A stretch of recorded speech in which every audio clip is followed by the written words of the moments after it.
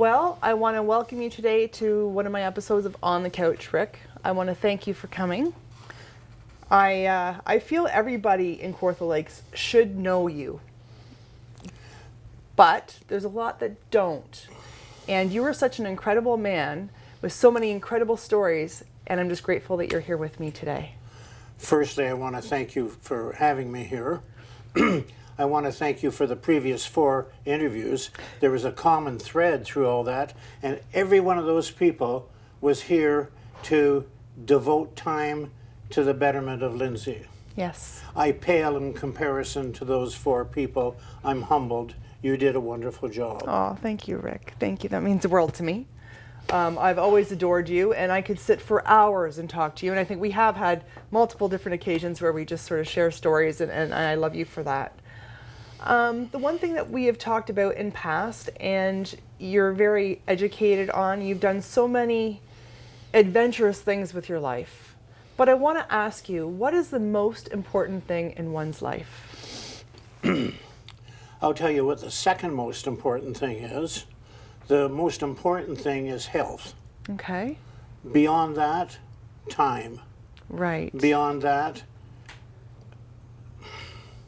dedication. Yeah. Beyond that, money. Right.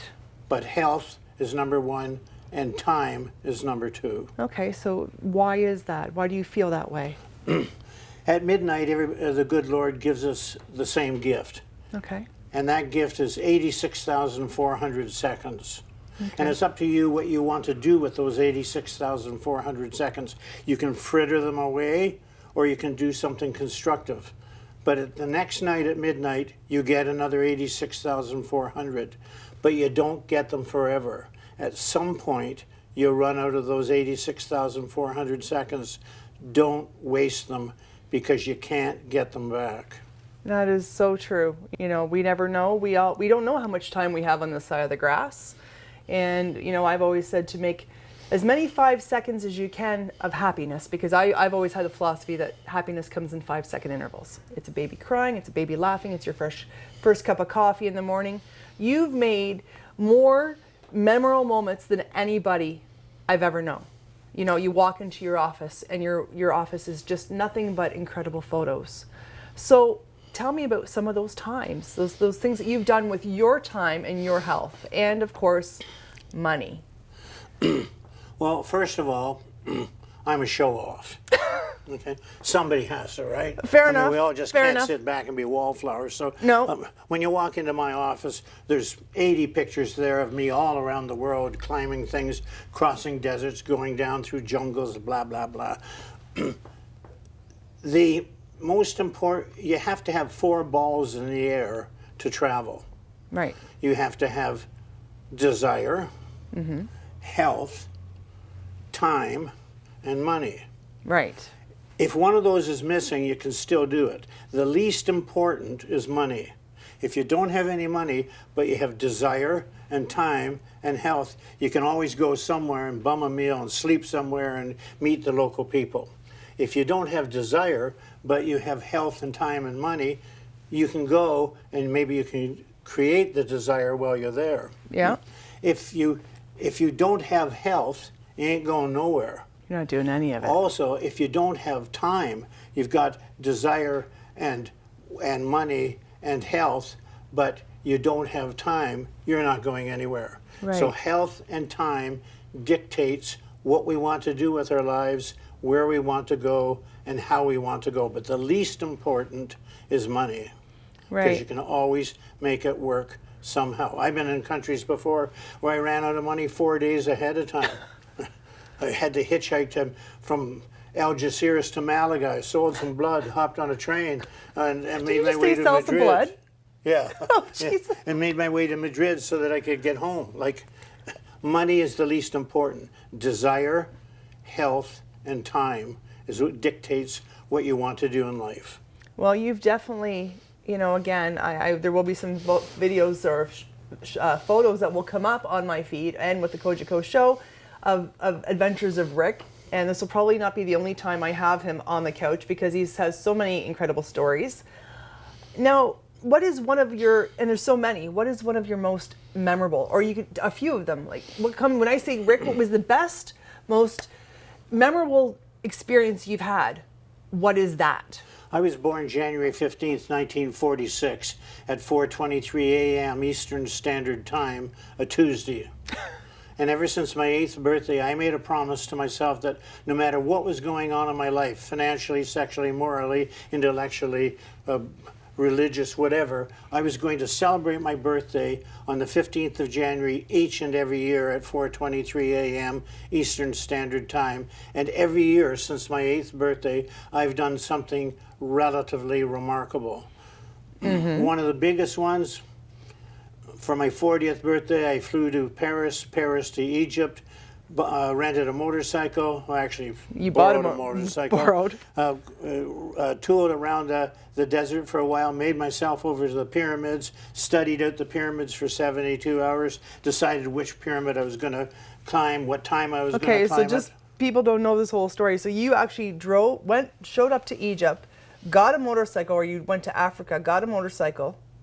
Yes. And you were planning on climbing the pyramids. Yes. Okay, which is illegal. Totally. Okay, so carry on. Okay, so to get to the top for my Egyptian birthday, which is 4:23 their time, I had to start climbing at 10 o'clock at night. And to climb the pyramids, you have to be in tremendous physical shape, which I was. 542 feet, angle of 52 degrees, made up of thousands of blocks that weigh about 16 tons each. But when I got to the pyramids, I was really, really disappointed and nervous because I thought that the pyramids would have had a grace period between the rocks of about that big, enough for a hand or a foothold. It was that big. So I had to use my fingers to pull my body weight up, but more importantly, I thought they would have been maybe knee high or chest high. They were waist high, so I had to pull myself up, throw my foot over there, get enough leeway with my foot so I could stand up and climb up hundreds of times to get to the top. But we need to actually back up a little bit, because now the question is, why did you want to climb the pyramids? Right? In November 1954, I was upstairs in my dad's office in Minden, Ontario, looking at a Viewmaster, and it was a little boy named Little Black Sambo, and when you hit the disc, he chased a tiger around the tree, and it turned into butter, and he turned the butter and took it back to his village. Fine. I thought the next one might be Pinocchio or Mickey Mouse or something. I picked up the next one, put the little disc in, and there was a man's foot, just a man's foot, and way down below looked like a road. And then it said view from the top. So I ran downstairs. My dad was flipping hamburgers. It was November. The place was filled with Italian hunters. It was hunting season.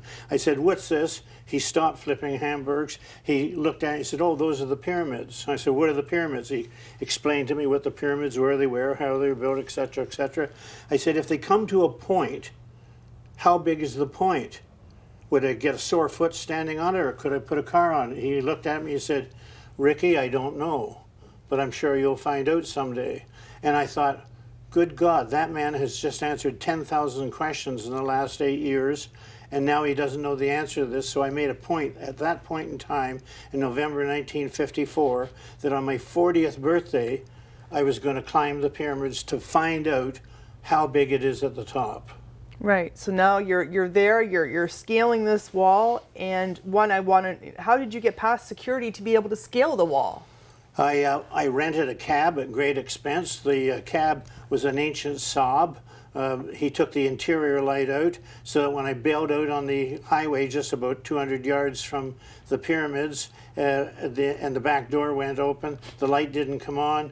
The cab made a big circle around, came back down. I slithered across the highway, across the desert, started climbing up up the side of the pyramids. I got to about the 54-foot mark, thought I would stay the night there. There was enough room for you to sleep there? There was. That particular point. I picked the southwestern part because 4,000 years of dust coming across the desert had eroded the southwest corner. Okay. Plus there was going to be a full moon that night, and I could be able to see how I could climb it during the full moon. What I didn't realize is that the guardhouse is right at the bottom. Okay, so I had to make that decision. And when the guards came out every 15 or 20 minutes to have a pee, they could hear the cover of my sleeping bag rustling in the wind. So between pee breaks, I had to bundle up everything and climb up to about the 380-foot mark. And then I slept there for about an hour because I was trying to judge it so that I could be right at the top at 4:23 a.m. Egyptian time. Okay, so now you've had your nap. You're still scaling up. Then what happens? Well, first of all, you're probably going to wonder how big they are at the top. Right? Yes. Well, Okay. yes. So at the top, there are 32 of those square. So it's quite 32, large. Huge. Because when you see pictures of the pyramids, they're taken from 2 or 3 miles away because if you're up really close, you're not going to get the perspective. Right. So they're 32 feet that way, that way, that way, and that way. I'm up there taking pictures, and I look down and hear the grunt of a 6-wheeled army vehicle, and I look down, and the back ramp opens up, and 6 guys jump out of the army truck, and I go, oh, wow, I'm screwed, okay? I'm on a pyramid. Right. Where can I go? Right. So I just sat So there. you can hide. I sat there for about 4.5 to 5 hours watching these army guys slowly come up, come up, come up, come up. And the youngest, quickest of them was about 2 rows behind from the edge. And when I yelled down at him, I said, hello. And he looked up at me, and he turned around and he blew a whistle. And then I reached down, I grabbed his hand, I pulled him up. I opened up my backpack, I gave him a piece of juicy fruit, and I watched him recover from that ordeal. It took him about a half an hour because he was absolutely winded. And then slowly they all came up until there's 6 army guys standing at the top of the pyramids with me. Then they waltzed me back down. Takes us another 4.5 hours to get down, put me in the back of the army truck, and took me down to the local jail. Okay. Now, were they able to speak English at this point? Not a word. Oh, so that would have been a fun ride. Were they angry with you? Were they just... No, they were confused. Right. They'd never done this before. They were just young rock and rollers. They were 17, 18 years of age, poorly trained, poorly equipped, malnourished. Egypt was going through a real downturn in 1986. They took me into the police station, ushered me into a jail cell that didn't have a door, okay, and I just kind of stood in the doorway listening to them jibber jabber. Then there was excitement about half an hour later as the obvious chief of police came in and was talking to them. They were looking at each other and they didn't know what to say, and he comes over and looks at me, and I slowly kind of wander out into the area, and I get in my pack and I'm giving them more juicy fruit, and they're jibber jabbering, and it was obvious they didn't know what to do with me. Right. I mean, now they have a problem. I don't have a problem. They have a problem because what are they going to do with me? So Right. I did what I always do when I'm in countries like that is pull out my wallet. I always carry $5 bills because that's a lot of money in some countries at some point. Handed out $5 bills to each of them, shook hands with the commanding officer, and I was out the door. Just like that. Just like that. Wonderful people. They were just wonderful. They didn't know what to do. They were confused. There was really no protocol for what you do if you catch a guy from Canada on top of a pyramid. You did get photos of yourself on the pyramid. Oh yeah, I've got them hanging on my Yes, wall. and I'm at hoping home. to be able to put some of those up for everyone to see it at home. I guess you got the answer. Yeah, well, to answer your question, that was one of them, but I've done a lot of stuff. I've done a lot of stuff in my life.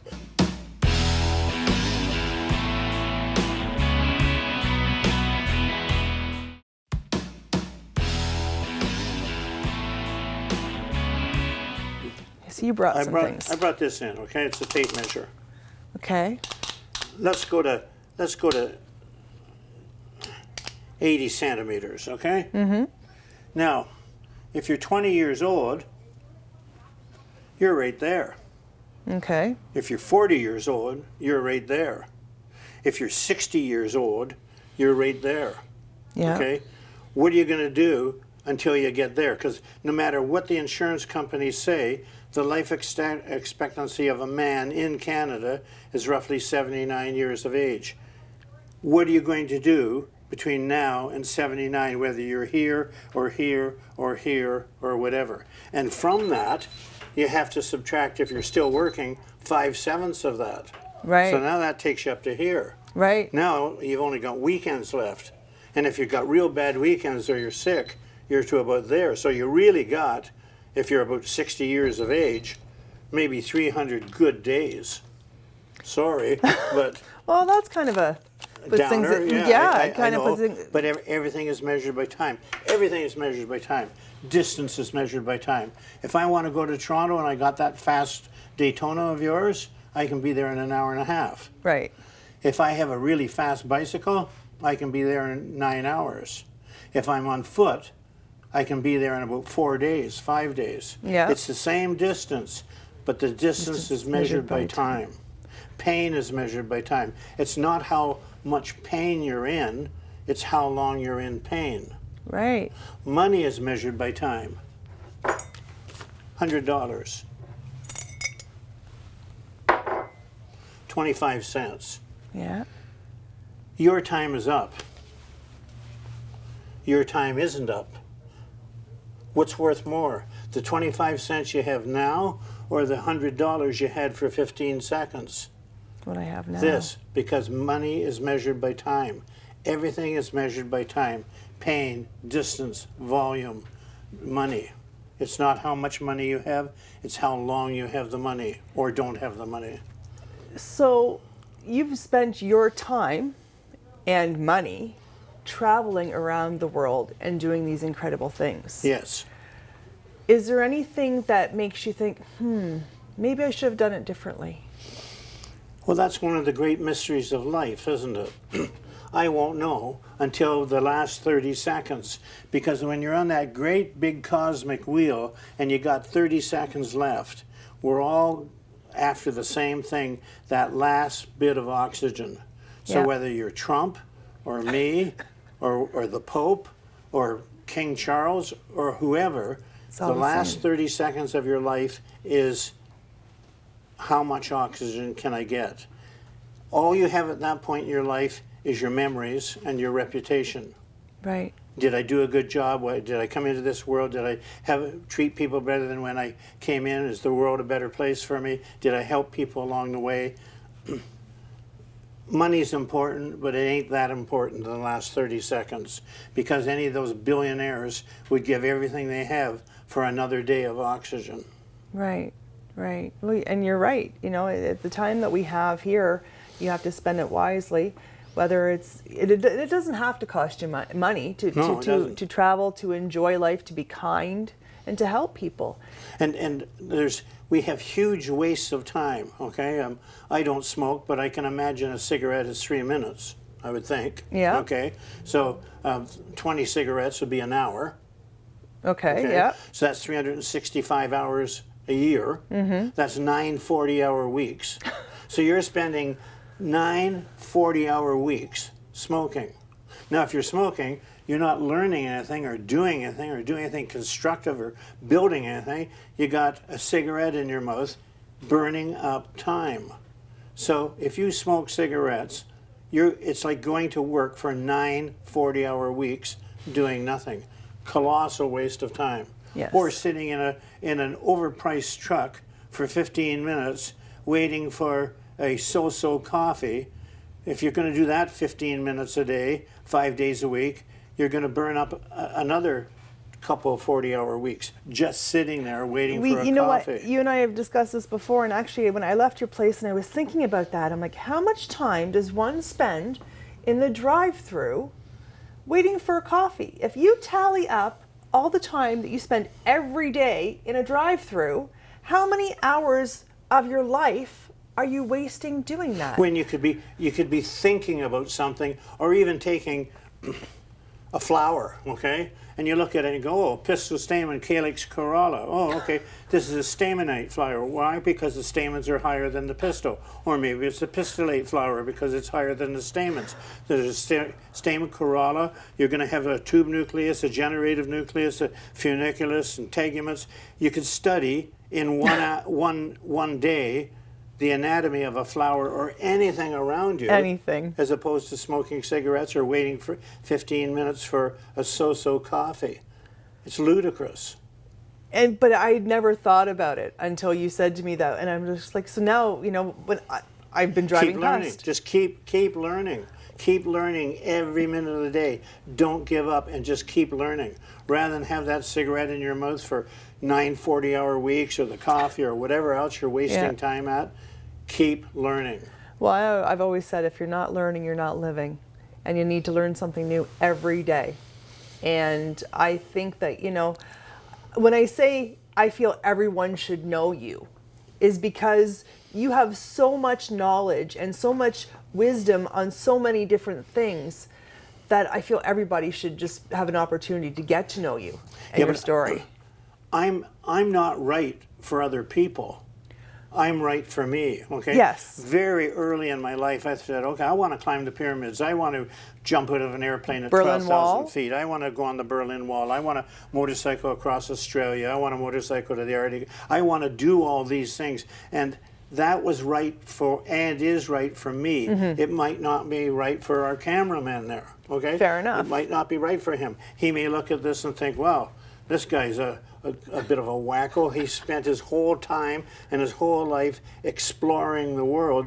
That's the way that I'm wired. Yes. That doesn't necessarily mean it's good for anybody else in this room, but it was good for me. But your stories and your wisdom and your perspective is value. There's value in that, because someone could say, you know, I'd like to go to such and such and see this, and you can say, well, I've been there. Let me tell you about it. And it may, you know, just the things that you've accomplished in your life. The young people out there say, well, yeah, but I can go to the Sistine Chapel on my phone and look at that beautiful painting of the hand of God. Yeah, they can. But they can't go into that room and smell what's going on there. They can't hear the people gasping. They can't look up and see the in-depth of it. It's on their phone. Granted, they can travel there through YouTube or whatever, but they can't smell the paint. They can't smell the plaster. They can't hear the commotion. You can't stand out in Red Square and have that magnificent coffee looking at all the different architecture. Can you do it on your phone? Sure you can. It just ain't the same. It's just not the same. No, to touch it, feel it, smell it is a completely different animal. Yeah, we're tactile people. Yes, yes. And we're losing our tactile by way of playing on the phone.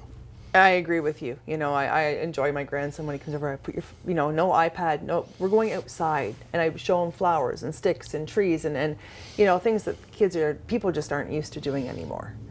But the one thing I do want to ask you, and if you could go back in time, Rick, to that young boy or one phase in your life, what advice or what would I do differently? Yeah. Take photographs. More? Thousands. Okay.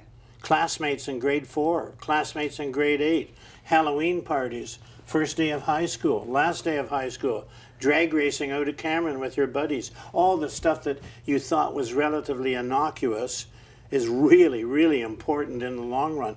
Take photographs. People take photographs with their phones everywhere now, but do they show them? No. Do they print them off? Probably not. Do they put on public displays of them? Probably not. Like you walk into I have 22,000 slides. 22,000, okay? Because I took pictures everywhere, but I started way too late in life. I started when I was about 12 or 13. I should have started when I was 6. Well, had you known now, what you know, right? Known then what you know now? Next life. Right. So this year's birthday, how old will you be? 80.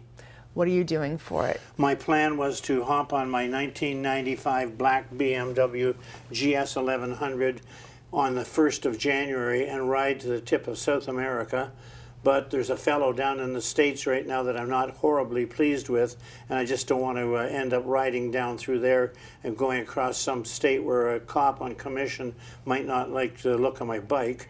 So I'm probably going to start in Ecuador and rent a motorcycle and start heading as far south as I can. And how now will you be documenting this on the way? Will you have I any? take lots of pictures. Okay.